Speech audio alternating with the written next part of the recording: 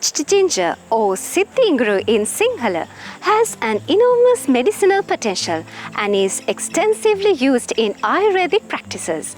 Today in this video, we are going to show you how to prepare it. When making bleached ginger, firstly you have to wash the ginger until it's free of extraneous particles. Next step is removing the outer cover.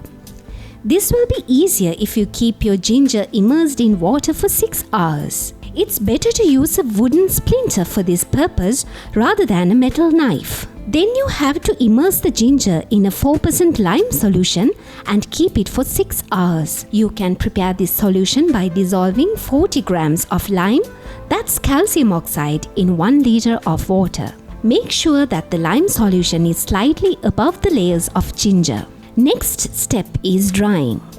It should be done without ginger getting contaminated with extraneous material. To refrain it from getting shrunk, do not dry it in extremely hot sunlight during the midday in first 2 or 3 days. Keep it in a heap during that time and spread and dry afterwards. When drying is completed, ginger should be of a hard nature, making it impossible to break with your fingers. At this stage, the moisture content should be 12%. That's how you make bleached ginger.